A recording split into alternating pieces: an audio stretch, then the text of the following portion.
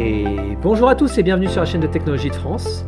Youssef Menjour, architecte LabVIEW, et aujourd'hui je suis vraiment ravi d'animer cette nouvelle formation intitulée Hardware Introduction, qui est le chapitre d'introduction de cette nouvelle saison, donc la saison Hardware, qui est la saison en fait un petit peu charnière où on va passer justement du software pur qu'on était en train de faire jusqu'à présent sur la chaîne de technologie de France, où on apprenait à développer sous LabVIEW, à faire des architectures LabVIEW, à améliorer justement notre programmation sous LabVIEW, à apprendre à utiliser LabVIEW.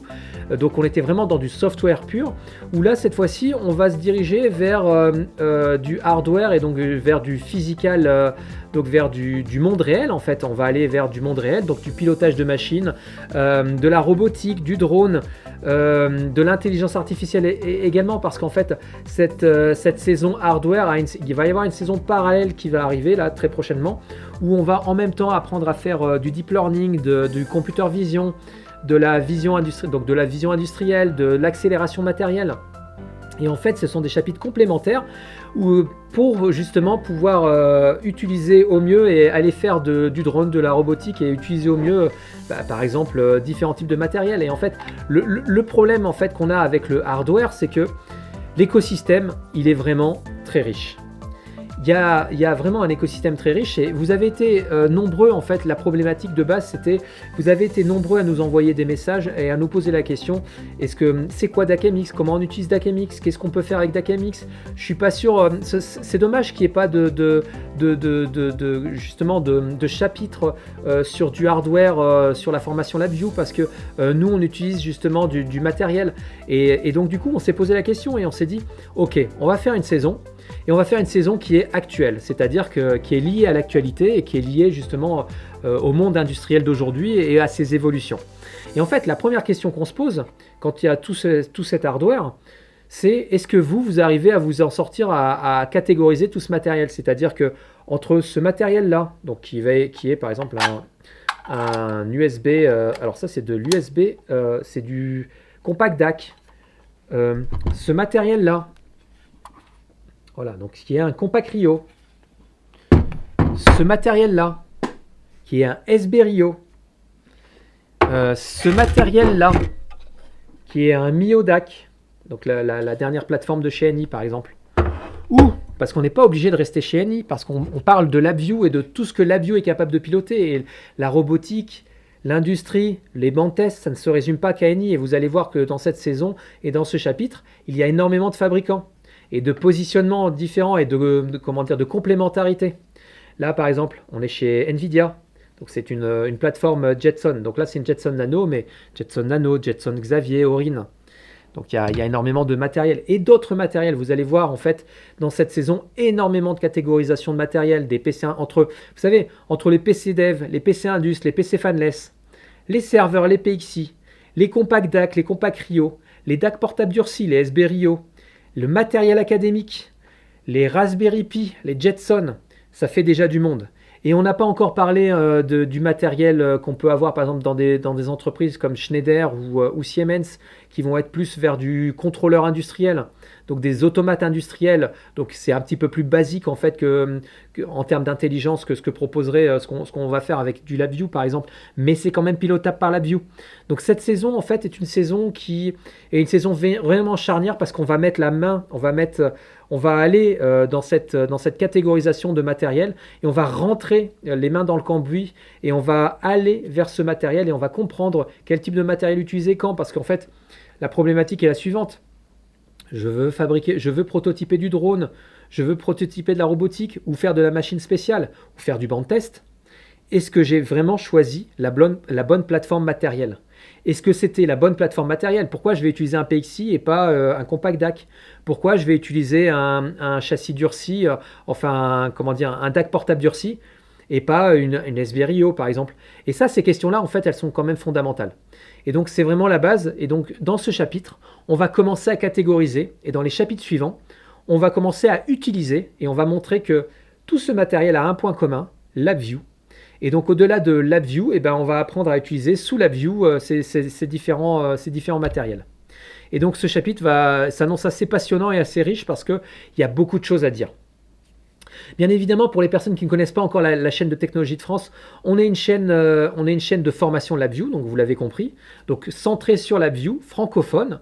Nos formations sont évidemment gratuites sur YouTube, donc on existe là depuis un petit peu plus de 3 ans. Donc on est à la 4e saison aujourd'hui, donc c'est la saison hardware. Mais précédemment, en fait, on propose justement du contenu pour tout le monde. En fait, tant que vous voulez développer en LabVIEW, eh bien, vous êtes vraiment à la bonne adresse parce qu'en fait, on s'adresse aux débutants. Si vous avez, vous avez besoin d'apprendre à utiliser LabVIEW, donc on a des chapitres vraiment pour ça. Et puis on monte en puissance jusqu'à un niveau expert, architecte, où là vous allez apprendre à utiliser par exemple l'Actor Framework, qui est une architecture logicielle assez particulière et assez avancée. Et donc là, on vous aide à monter en puissance.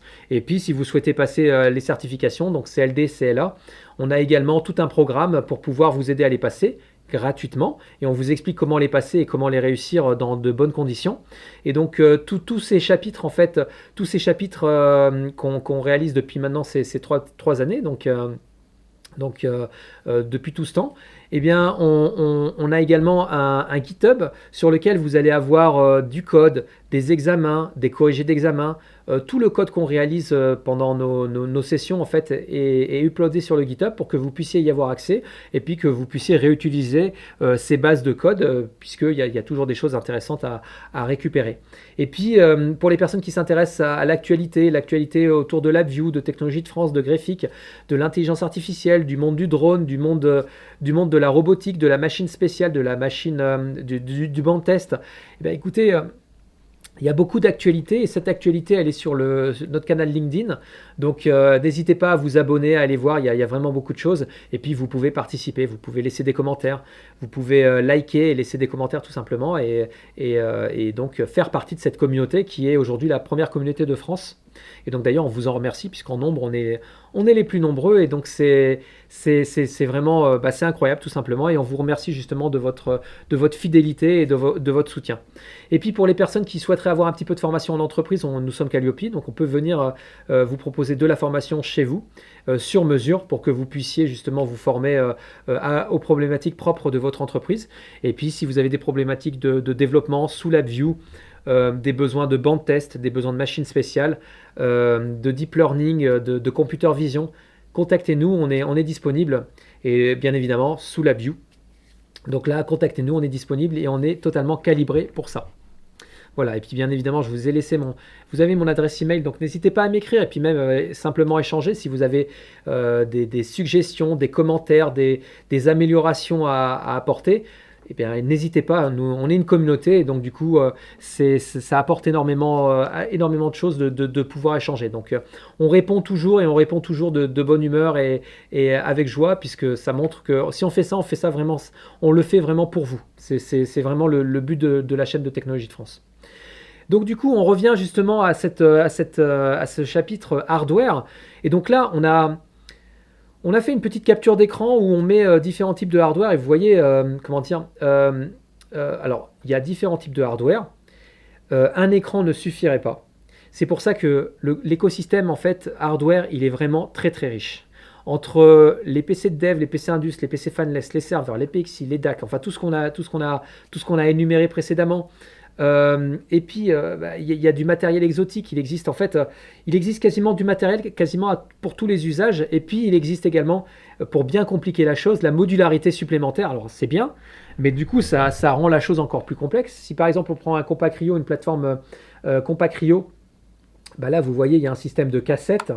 Donc il y a des racks sur lesquels vous pouvez directement racker de manière sur mesure différentes cassettes. Je vous en montre une. Et puis, pour bien complexifier la chose, nous, en fait, on tourne autour de NI, puisqu'en fait, on fait du LabVIEW.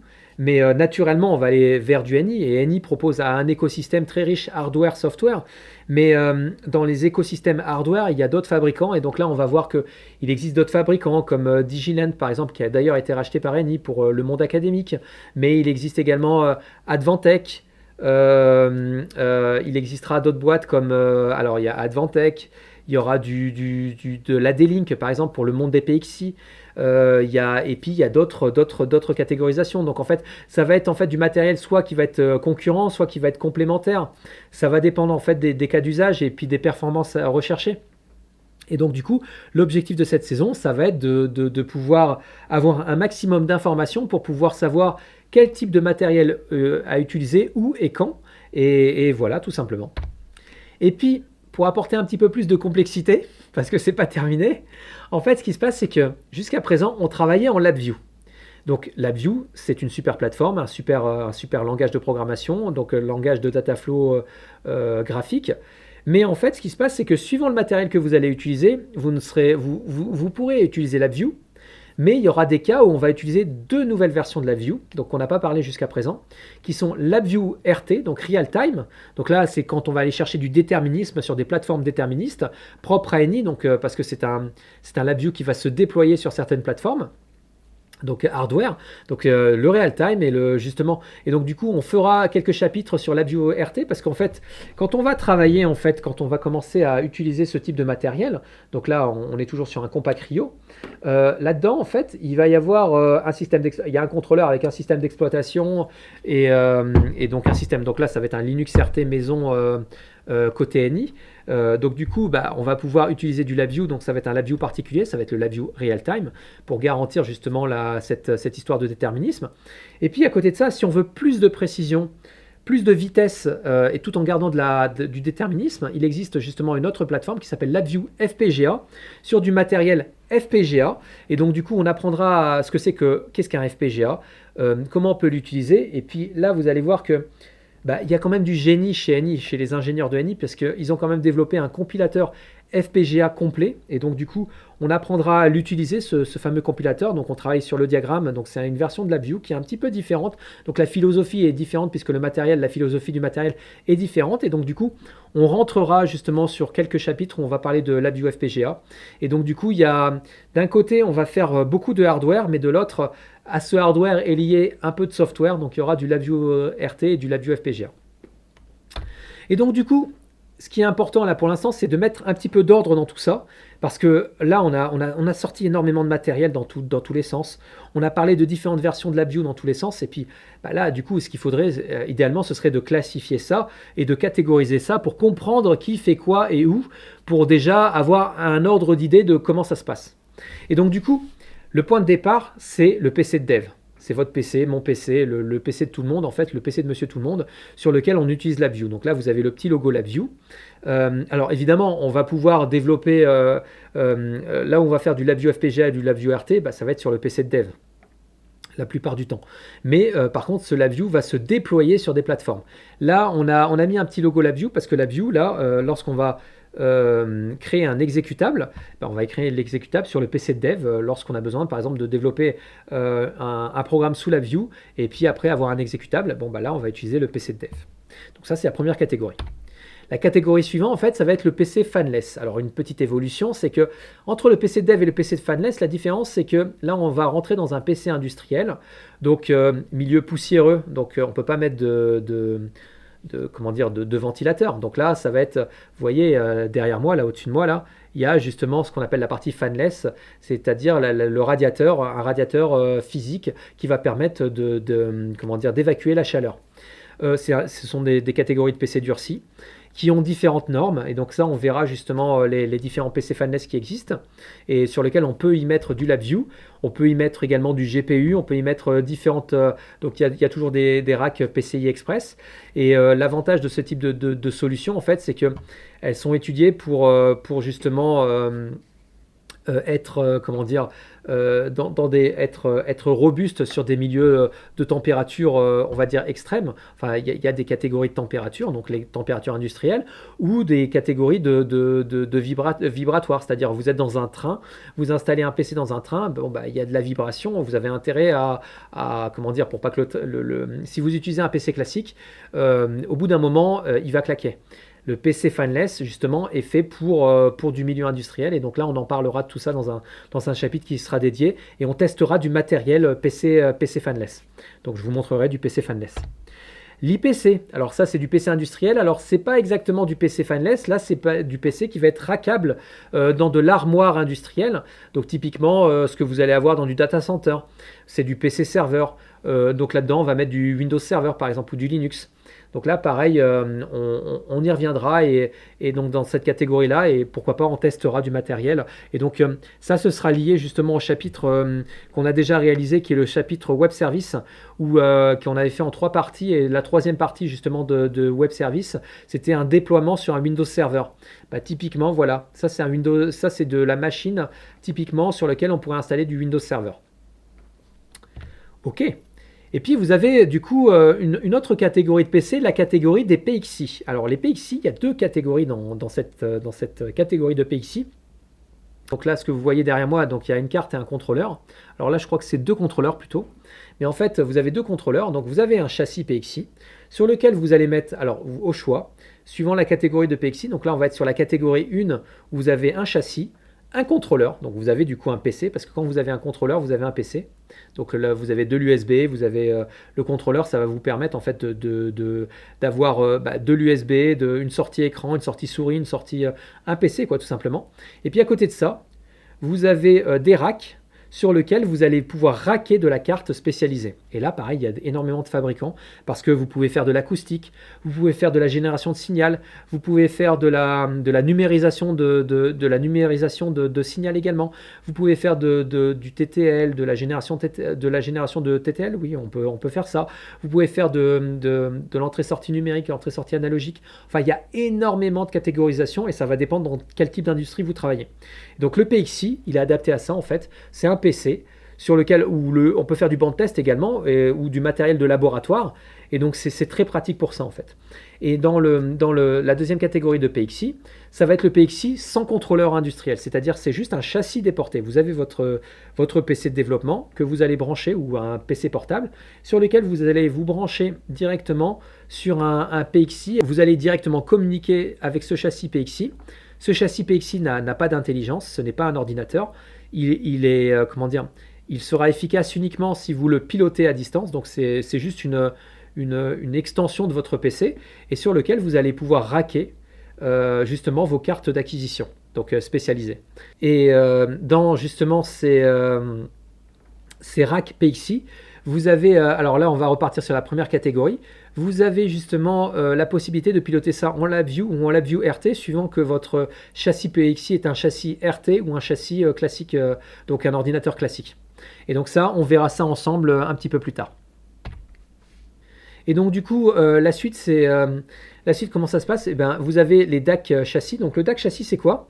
Alors là, j'en ai pas un sous la main, mais en gros, ça ressemble un petit peu au Compact Rio. Alors hop, à la différence que vous retirez le contrôleur. Et donc en fait, c'est un châssis déporté. De la même manière que il existe des PXI châssis déportés, donc sans contrôleur. Ben là, c'est pareil pour un DAC châssis. En fait, ce sont des DAC durcis. Donc ce sont parce que vous voyez, c'est quand même quand on dit durci, c'est-à-dire durci dur dans le sens dur, mais c'est vrai que durci peut prêter à la confusion parce que on pourrait dire que ça c'est du durci, c'est-à-dire c'est pas du modulaire. Donc on reviendra justement sur ce terme durci. Donc là, j'utilise le terme durci pour dire qu'en fait vous êtes sur un. Alors là, on prend un compact Rio, mais en fait on imagine que c'est un compact DAC. Donc un compact DAC, c'est quoi? C'est un compact Rio sans compact Rio. Donc sans contrôleur en fait. Vous enlevez le contrôleur. Et donc du coup, hop, on va se mettre comme ça plutôt. Voilà. On va essayer de ne pas le faire tomber. Et donc du coup, vous avez justement ici, vous allez avoir différents racks. Et donc ça va servir d'extension à votre PC. Et en fait, l'avantage de ce système-là, c'est que vous avez un système de cassettes. Donc différents types de cassettes, de la même manière qu'il existe différents types de cartes. Et donc pour un PXI, là il va exister différents types de cassettes. Et donc dans l'écosystème NI, parce que là ce que vous avez derrière moi c'est un Advantech, donc là c'est pareil, c'est un IDAC. Donc l'IDAC d'Advantech en fait c'est le même principe qu'un un compact DAC de chez NI. Et en fait, l'idée, c'est qu'ils ont chacun leur écosystème. Donc Advantech, un autre constructeur de solutions hardware. Et donc, du coup, là, ce sont des solutions qui peuvent être concurrentes sur lesquelles LabVIEW va pouvoir piloter. On va pouvoir piloter via un protocole de communication. Donc, soit ça va être de l'Ethernet, soit ça peut être de l'Ethernet, de l'Ether4, ou ça peut être de l'USB. Tout simplement, on se connecte en USB. Et là, on va avoir simplement une extension de DAC, donc d'acquisition en fait. C'est pour faire de l'acquisition. Et donc, du coup, il y a ce type de matériel qui existe également. L'USB DAC. Alors, l'USB DAC, ça va être. Alors là, au-dessus de moi, vous avez de l'Advantech, donc c'est la série 5801. Enfin, 58, la série 58 que vous avez au-dessus de moi. Mais vous avez par exemple le Mio DAC de chez NI. Donc, ça, c'est le Mio DAC de chez NI. Le principe est le même, c'est-à-dire que dans cette catégorie de matériel, vous avez en fait une solution d'acquisition durcie. Donc là, c'est durci dans le sens où elle n'est pas modulaire, il n'y a pas de système de cassette, avec des entrées-sorties, donc 2 borniers. Donc là, au-dessus de moi, vous avez également des entrées-sorties et on verra, en fait, on testera ces matériels en fait, dans les différents chapitres et on les pilotera sous LabVIEW. Et en fait, derrière, vous avez juste l'alimentation. Donc là, par exemple, vous avez une alimentation USB. Vous vous branchez en USB 3. Et en vous branchant en USB 3, vous êtes bus powered. Ça veut dire qu'il n'y a plus besoin de mettre une alimentation à côté. Ça fonctionne directement. C'est alimenté et donc vous pouvez générer vos sorties. Vous avez des entrées-sorties, vous pouvez générer vos sorties ou récupérer des entrées. Analogique, numérique. Et en fait, suivant les fabricants et suivant le matériel que vous allez utiliser, les performances ne sont pas les mêmes. Donc en échantillonnage et en production de signal et en précision. Et donc du coup, c'est là-dessus que vous allez faire votre choix. Et également en prix du coup, parce que suivant les précisions que vous allez avoir, les prix ne sont pas les mêmes. Et en intégration LabVIEW. L'intégration LabVIEW avec ce type de matériel, ça va être du VI polymorphique et DAC-MX. Donc le VI Express, le système VI Express de chez NI. Et côté par exemple Advantech, là, que vous avez au-dessus de moi, là ça va être du VI polymorphique, donc c'est pareil, il y a des librairies, il y a des librairies des jeux de VI qui permettent de le faire, et également du VI Express, mais propre à Advantech. Donc tout ça on le testera et on vous montrera comment ça marche. Et donc du coup il y a une autre plateforme, c'est le Rio, donc Reconfigurable Input Output. Donc là, en fait, c'est vraiment la catégorie, en fait, on va dire, propre à NI et qui n'a pas vraiment de, il n'y a pas de fabricant capable de réaliser ça pour une raison simple, c'est que, alors là, c'est un compact Rio. Voilà, vous avez un compact Rio et puis là, au-dessus, vous avez un compact Rio dernière génération. Mais globalement, c'est la même chose. En fait, ce qu'il faut comprendre, c'est que vous avez ici, alors vous avez d'un côté la modularité, donc c'est-à-dire le système de cassette sur mesure. Vous faites ce que vous voulez. Donc ça existe en 4 slots et 8 slots. Donc système de compact Rio classique. Et là, vous avez le contrôleur. Le contrôleur, qu'est-ce qu'il a de particularité? C'est que c'est un ordinateur. De particulier, c'est que c'est un ordinateur. Et dans cet ordinateur, vous avez en fait une distribution Linux RT NI, donc maison, qui permet en fait d'utiliser LabVIEW RT. Donc vous allez pouvoir déployer du LabVIEW RT, enfin utiliser du LabVIEW RT sur ce matériel. Et puis à côté de ça, vous avez ce qu'on appelle du FPGA. Donc le FPGA, c'est quoi? C'est une puce reprogrammable qui est propre à ce type de plateforme et donc qui va permettre en fait de programmer. Et ça, c'est si vous voulez par exemple du real time, mais du déterminisme à très haute vitesse. C'est très efficace pour ça. Et ça, c'est propre à NI. Et donc, on fera des chapitres qui expliqueront comment ça marche et comment utiliser avec LabVIEW ce type de plateforme. Mais vous avez également ici SB Rio, donc Single Board Rio. Là, en fait, c'est durci. Ici, c'est durci dans le sens où c'est du dur et c'est pas fait pour du prototypage dans le sens où ça, c'est fait pour aller sur c'est du rack que vous allez mettre dans un banc de test ou dans un laboratoire ou pour faire une acquisition ou un système embarqué très précis. Là, ce que vous avez à côté, le SB Rio, là, par contre, ça va être un segment de marché où si par exemple vous voulez fabriquer un drone, vous voulez prototyper quelque chose, vous allez acheter plutôt ce matériel-là, qui est une plateforme sur laquelle vous avez un système d'exploitation, donc vous pouvez utiliser LabVIEW RT.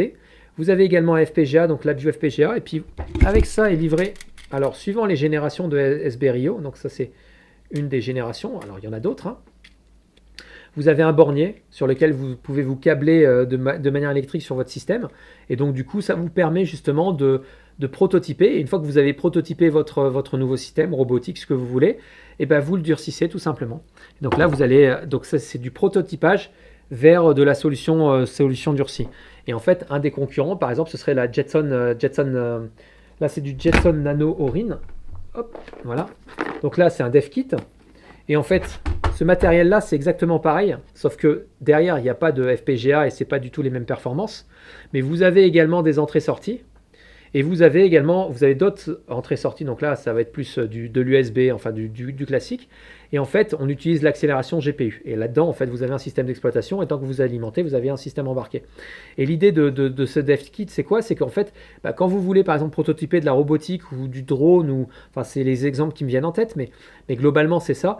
Et ben, vous allez utiliser ce type de matériel. Et une fois que vous allez vouloir durcir, et ben, en fait, NVIDIA vous vend une plateforme donc en microélectronique, donc la carte microélectronique, sur laquelle vous allez pouvoir designer avec d'autres composants électroniques pour pouvoir directement durcir votre système pour pouvoir après aller sur le marché. Et ben, c'est le même principe pour la SB Rio. C'est le même principe, c'est le même segment de marché. Ok.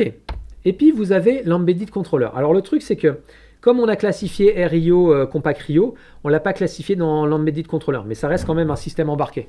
Là, vous avez un système embarqué, c'est juste que celui-là a en plus LabVIEW RT, LabVIEW FPGA, donc je l'ai classifié RIO. Mais globalement, c'est un système embarqué. Mais dans les embedded controllers, vous avez également d'autres systèmes, donc les systèmes embarqués type AMAX que j'ai au-dessus de moi. On a un chapitre où on va vous expliquer comment ça marche et ce que c'est. Mais en gros, c'est un ordinateur industriel, donc un petit contrôleur, sur lequel vous avez également de la modularité. Donc là, vous voyez sur l'autre côté, là, voilà, au-dessus, là, voilà, les slices. En fait, les slices, c'est quoi? Ça va être en fait, c'est l'équivalent des cassettes, mais côté Advantech Amax, c'est pour vous allez directement les enficher. Et donc, il existe différents types de slices, donc avec des entrées-sorties particulières, donc numériques, analogiques, suivant l'utilisation qu'on va en faire. Et en fait, l'idée, c'est de fabriquer un système embarqué. Et en fait, là où c'est assez particulier chez Advantech, c'est que du coup, vous avez ce que vous avez là, en fait, le contrôleur, ça va être un Windows, donc ça va être un Windows.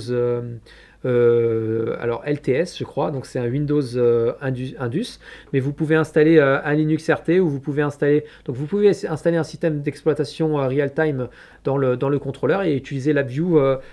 Et en fait, suivant votre contrainte, vous serez un système déterministe ou pas, quoi, tout simplement, suivant la contrainte de votre problématique. Et donc après, ce sera juste une histoire de performance et ce que vous allez chercher comme performance. Et autre point, là, tout à l'heure, je vous ai montré la plateforme. Voilà. Ce que vous avez au-dessus, c'est l'Advantech iDAC. Sur le iDAC, en fait, c'est un équivalent en fait de Compact DAC de chez NI. Et ben, le iDAC, en fait, ils ont un système dans leur embedded où on peut avoir, comme pour le Compact Rio, un système rackable avec leur système de cassette. Et donc ça, chacun a son écosystème. Et donc là, on verra l'écosystème de chacun et l'utilisation qu'on va en faire sous LabVIEW. Donc là, c'est du LabVIEW. Et puis enfin les boards. Alors les boards, à quoi ça sert? Les boards tels les plateformes boards comme Raspberry Pi ou Jetson. Donc là, c'est une ancienne, c'est une Jetson Nano. Celle-là, c'est la Orin. Mais il y a Xavier, il y a les nouvelles qui arrivent également. AGX. Vous avez ça, c'est fait pour faire du prototypage, mais il y a également, c'est également ce qu'on fait avec du Raspberry Pi ou typiquement avec du SB Rio. Donc ça, c'est le système des boards. En fait, vous prenez une board, vous allez développer directement votre produit sur cette board, et puis après, vous allez simplement la commercialiser. Donc c'est ce segment de marché là en fait qui est utilisé. Donc on a commencé à faire une première classification qui est celle-là. Dans cette classification, il n'y a pas justement les automates industriels, les types Siemens ou les types Siemens ou type Schneider, qui est encore une autre catégorie. Alors on aurait pu rajouter cette catégorie-là qui, des automates industriels, mais simples, c'est-à-dire ils ont leur propre système d'automates qui sont beaucoup plus simples et beaucoup moins programmables. Enfin, les capacités de ces automates sont beaucoup moindres, mais néanmoins, LabVIEW peut également les piloter. Donc ça, on verra ça dans d'autres chapitres où on prendra justement du Siemens ou du Siemens S7, les séries 7 ou du Schneider et justement on apprendra via un protocole OPC-UA, on pilotera ce type d'automate via LabVIEW. Voilà. Donc tout ça pour dire que LabVIEW pilote l'ensemble de ce matériel. On peut donc faire beaucoup de choses sous LabVIEW. il existe différents types de LabVIEW, LabVIEW RT, LabVIEW FPGA. Et donc dans cette saison, on va déjà apprendre à utiliser les 3 LabVIEW. Alors le premier LabVIEW, on a appris à l'utiliser. On va utiliser les 2 autres LabVIEW logiquement. Et puis on va utiliser différents types de matériel. Et donc, qui dit différents types de matériel, dit différents fabricants. Et donc, au-delà de NI, qui est en fait, naturellement, quand on utilise LabVIEW, on va se diriger vers NI parce que c'est l'écosystème, en fait. L'écosystème logique, c'est NI, et puis tout est intégré directement. Et donc, NI est positionné quasiment sur tous les secteurs de marché, sauf sur le secteur des automates industriels type Siemens ou les automates simplifiés, on va dire, là où il n'y a vraiment quasiment pas d'intelligence. Mais globalement, même si le FPGA peut faire le travail, donc NI est quand même bien positionné d'un point de vue hardware. Et donc du coup, on a fabriqué un tableau où justement vous avez les fabricants et les secteurs, les catégories sur lesquelles ils travaillent. Et donc NI, on va les trouver sur le PC, l'IPC, le fanless, le PXI, le SBDAC, le DAC et châssis, le RIO, l'embedded controller, le board. Il faut comprendre aussi que NI a inventé des segments de marché également. Et donc du coup, c'est pour ça qu'on les voit vraiment sur beaucoup de segments de marché. Mais néanmoins, il y a d'autres fabricants comme AD-Link, Advantech, UEI, Digilent, qui a été racheté d'ailleurs par NI pour la partie académique, pour faire du DAC. Du DAC, on va dire oscilloscope, du DAC étudiant, académique, ou du DAC. On a fait un chapitre sur Digilent qui est assez intéressant et sur un matériel qui est un petit bijou qui ressemble un petit peu d'ailleurs, qui ressemble un peu au MIO DAC, qui n'a pas les mêmes performances bien évidemment parce qu'on ne parle pas du tout de la même catégorie de matériel, mais quand même qui est un petit bijou assez sympathique. Donc je vous invite à aller voir la vidéo, elle est en ligne, vous pouvez la voir. Et donc du coup, vous voyez, il y a différentes catégories. Là, vous voyez par exemple du OnLogic pour faire du PC fanless. Bref, il y a beaucoup de catégories de matériel et beaucoup du coup de distributeurs, puisque pour faire ces vidéos, on a travaillé avec Annie, mais également avec Akisys, qui est le distributeur d'AD-Link et Advantech et également Digilent, donc qui a sponsorisé une partie des vidéos. Et donc du coup, vous pourrez voir tout ça dans cette saison et comprendre quel matériel utiliser et où le trouver également, parce que c'est pas tout de savoir utiliser un matériel, il faut savoir où le trouver. Et donc du coup, on va tester beaucoup de solutions NI, mais on va également tester beaucoup de solutions qui sont complémentaires. Et en fait, le point commun entre toutes ces solutions, c'est que LabVIEW est le point central. LabVIEW, la puissance de LabVIEW permet de piloter quasiment tout le matériel qui existe. Et donc, du coup, c'est là où ça va être intéressant parce que le but du jeu, c'est de vous armer pour pouvoir vous aider à prototyper rapidement, parce que utiliser LabVIEW, c'est vraiment c'est un choix de vitesse, c'est un choix de vitesse de prototypage. Et donc, formez-vous en LabVIEW, et l'idée de LabVIEW, c'est de permettre de faire de la robotique. On peut faire de la robotique sous LabVIEW et on va vous le montrer. On peut également faire du drone sous LabVIEW et on va vous le montrer. On peut piloter des drones sous LabVIEW, ça se pilote et ça se pilote même très bien. Et on peut prototyper de la robotique, prototyper du drone et également faire de l'acquisition. Donc là, tout matériel DAC sous LabVIEW. Et donc là, il y a toute une famille de matériel. On peut faire. Alors, j'ai mis également Keysight parce que là, ça va être plutôt. Keysight, ça va être plus si vous voulez faire de l'oscilloscope, du matériel de mesure particulier. Keysight est très fort dans ce domaine et pilotable sous LabVIEW. Ou Gantner Instruments. Gantner Instruments, c'est pareil, ils ont du matériel DAC, ils ont du matériel. En fait, ce qui est intéressant, c'est qu'il y a énormément de fabricants et donc ils adressent énormément de besoins, et donc du coup, il y a énormément de matériel et de matériel exotique. Et donc l'intérêt, c'est de voir tout ce qui existe pour pouvoir après, lorsque on veut développer quelque chose en hardware, un projet, savoir vers quelle direction aller pour pouvoir proposer ce qui est le mieux adapté justement à la situation. Voilà, donc je pense qu'on a fait le tour justement pour cette introduction de LabVIEW, LabVIEW RT, LabVIEW FPGA, matériel, hardware. Et donc je vous invite à continuer votre voyage sur les vidéos suivantes pour pouvoir voir les différents matériels, les différentes catégories. Et je pense qu'on a fait le tour. Alors n'hésitez pas à liker, à vous abonner si ce n'est pas encore fait, à commenter si vous avez des commentaires, quel type de plateforme vous aimez, quel type de LabVIEW vous aimez utiliser, quel est votre fabricant matériel préféré. Voilà, et puis moi je vous dis à très bientôt sur la chaîne de Technologie de France.